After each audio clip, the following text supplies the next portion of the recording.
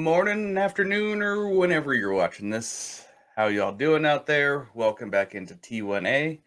We're getting ready for some waivers. We already have week one in the books. We got to see some football this weekend. We got to see some very unfortunate injuries happen to a couple players. That always leaves us some great opportunities on the waiver wire. So let's transition over to waivers and see what we have on the list for you. First up, we are going to go into Allen Robinson here. He ended up having a pretty decent showing. 8 targets, 5 receptions, 64 yards, and averaged about 12.8 yards per reception. With Deontay Johnson going out on probably some hamstring injury, probably sitting for a week or two, and probably slowly working back in the next month after that. It could be targets that go Allen Robinson's way, especially because he's going to be a receiver that's going to be in on all formations. He's going to be the other starting wide receiver opposite George Pickens.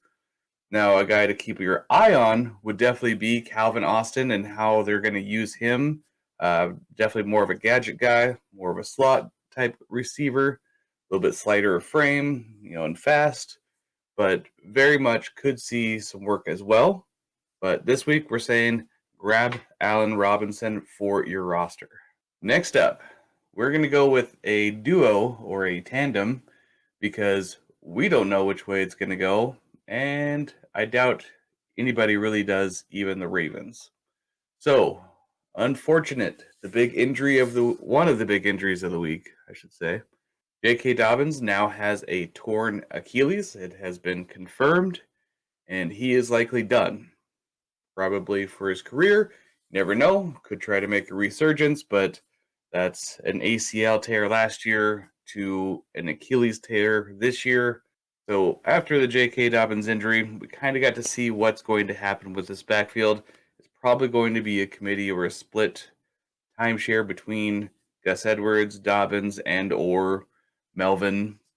But what we got to see is 8 carries from Justice Hill, total of 9 yards, but the 2 touchdowns.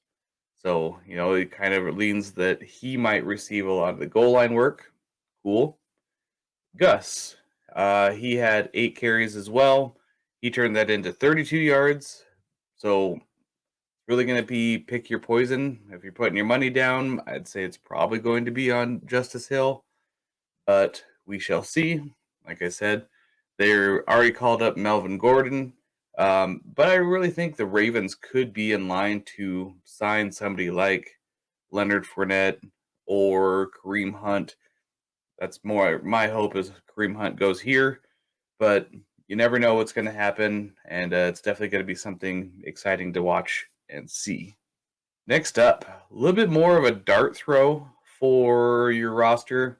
Just something that actually Mike saw and wanted it on here, and kind of liking what his thought process here, kind of very much what I had in my thought process last year for Rashid Shaheed and why he became such a my guy. It's manufactured touches for a very fast guy in a decent offense. Cavante Turpin. So he's a Dallas Cowboys wide receiver. He has a little bit of notoriety as he was the 2022 USFL MVP. So he's got to have something special to be an MVP of a league. The reason that we're going to be looking to acquire him, he was gadgeted into plays. 3 rush attempts for 14 yards and a touchdown. He also had 3 targets, 2 receptions, and 11 yards. It's not a lot of work. I understand that.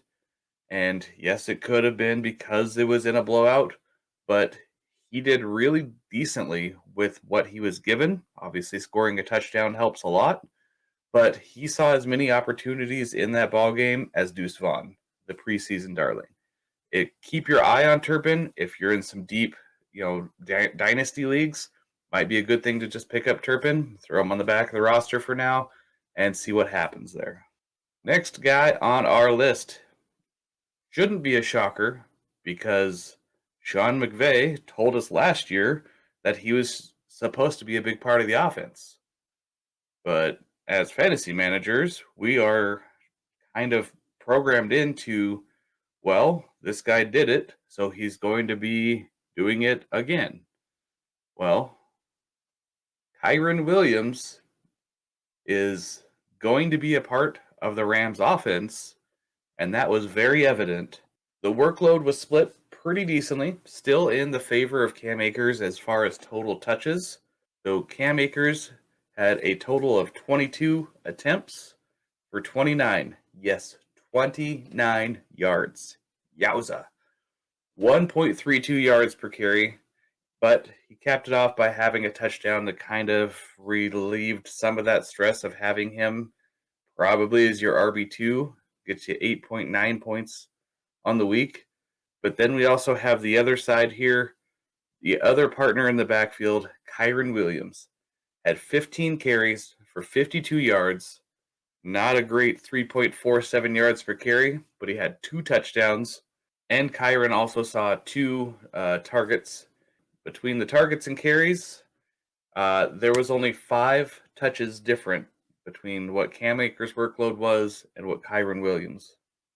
So that kind of tells us what's going to happen is it's going to be very split committee. And if it continues to go this way where Akers is not showing his efficiency, they're going to give the ball more to Kyron Williams, who's just giving them that little bit more edge. If you think about it, breaking it down into football terms, if you're averaging 3.47 yards per carry, you run the ball 3 times, you can get a first down. If you're doing 1.32 yards per carry, you've got, 5 yards? You're only halfway to reaching a first down. That's not going to do anything. It's not going to help the team. So we're going to have to keep an eye on Akers and Kyron Williams and the situation in LA as far as running backs and see what happens. Well, for the next waiver, we're not going too far. It's going to be Puka Nacua. So there was some hints early in the offseason. Hey, this guy could be good. Hey, it's a good deep stash. Hey, it's a good taxi player. Hey, he had a pretty good offseason. Cup goes down. This is the guy. Puka Nacua is slotted in for Cooper Kupp's role and kind of proof positive that Cooper Kupp might just be a systems wide receiver. So he had 15 targets, 10 receptions, 119 yards, and netting those who were desperate enough to probably have to play him 21.9 fantasy points. Woo! Not bad for a kid coming out of BYU. Not bad for a kid drafted in the 5th round to be put up into the starting lineup to get targets, 15 especially, holy buckets, and really looks like he's going to be the wide receiver leader on this squad until Kupp come back. Until then, let's ride this out. Something to else keep note of, though, Tutu Atwell had 8 targets, 6 receptions, 119 yards. Van Jefferson only had 5 targets, 4 receptions for 24 yards. So you start breaking this down here, it's going to flow through Puka Nacua, and you need to have that on your roster. Even if you're not starting him, having him as a flex player or somebody that you can rely on for these first couple weeks until you get Cooper Kupp back might be something that you can just crutch on and hopefully get you through the first couple weeks until we start to see players back from suspensions and players coming off that initial IR stint. So this last waiver it's a difficult one because it's not super sexy. It doesn't feel great, and how it's derived is not great as well. We had Aaron Rodgers go out with an ankle injury. There was nothing, no word through the game, which starts to believe us what happened with Dobbins. It was kind of quiet. There's like, oh, it's an ankle injury. Oh, we'll see. And then it rolled out by the end of the game that, yeah, it's an Achilles. Very much so with Aaron Rodgers, and very much so why Zach Wilson is our last waiver pickup for this week. Whew. Can't predict injury, but man, that sucks for a lot of us that were expecting Garrett Wilson to have this huge, phenomenal year just to be fed by an elite passer.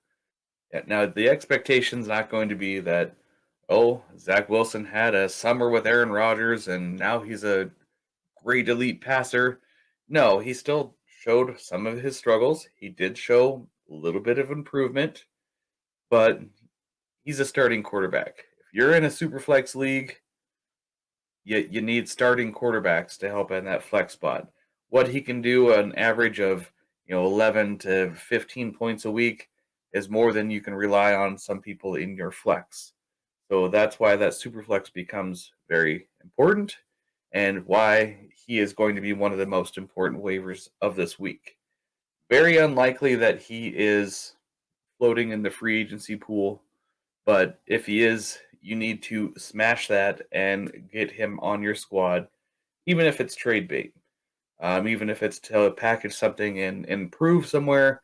These are the times you spend your FAAB to get players that are going to help you down the road. You get down to the later weeks in the season, and instead of spending FAAB, you're able to trade a player that's a starting quarterback, especially like week 13, where it's going to be thin on waivers. You're not looking to worry so much about having the FAAB as you got now a player that you can trade or trade in a package to improve something for your offseason, for draft picks. So this is a good investment now, and why you should spend that money earlier in the season and not just late in the season. So the hope would be, Aaron Rodgers stays around the Jets facility, continues to mentor Zach, but you just don't know with Aaron Rodgers what's going to happen. But at bare minimum, Zach is going to be a starting quarterback. I would still keep an eye on the Jets and what they might do, whether or not they go to seek out another backup quarterback, or whether they really try to pivot and get somebody that's going to compete with Zach. My personal thought and kind of hope is if they're looking for a backup, they go to trade for somebody like DTR, Dorian Thomas Robinson. He's on the Browns. He had a great offseason, showed some versatility, being a mobile quarterback and decent passing, good instincts and everything like that. Or somebody like Gardner Minshew from Indy. Like, let A Rich take over that offense and run it. Gardner Minshew coming in really isn't going to help that offense be anything more. Is not going to help that offense be anything more than what Anthony Richardson is doing. So I think it would be great if they traded for somebody like those two players. Let's take a look now at how we're going to spend some money. So, kind of 4 tiers of players that we're bringing in for this week. Turpin being the guy that we're just dart throwing on, $0 to $3, deep roster stash, see if anything happens with him. Gus Edwards, $5 to $7. He is more of the aged vet, so you're not expecting as much from him. Gus Edwards, I believe, will be a free agent in 2024. So this is the last year that the Ravens have him signed so far. Justice Hill is signed through next year, so he will likely be a Raven again next season. So very much more reason why I would have the $7 to $11 on Justice Hill and only like 5 to 7 on Gus Edwards. But again, it's pick your poison. If you think Gus Edwards is going to have the better season, throw down some money on him, especially if you're hurting now from Dobbins being out. A-Rob. So you're going to see him in a starting role. He's going to be out there for at least a month. So worthwhile to pick him up. Same thing with Kyron Williams. Looks like he's going to get a little bit more of the receiving work, still have some rushing work. And Puka Nacua, you know what you're getting for the next 2 to 3 weeks. Once Cup is back, guy could fade into the mist. He could be equal timeshare with Cooper Cup. You never know. So that's why a little bit of a gamble, a little bit less on him. And like we were talking about with Zach Wilson, just back up that Brinks truck, dump some FAAB. If he's on your waivers in a super flex league, you need to get starting quarterbacks. That's just the important part. Like I said, keeping it fast, keeping it quick. If you're liking, throw down a like for me. If you subscribe, you'll get and click the notifications that you're going to see more stuff from us. We are going to have a weekly waiver show coming out Tuesday morning, coming out the rest of the season. But that's all I've got for you today. Go out, get some waivers. Hopefully, you got some good wins this week. And until next time, have a great one.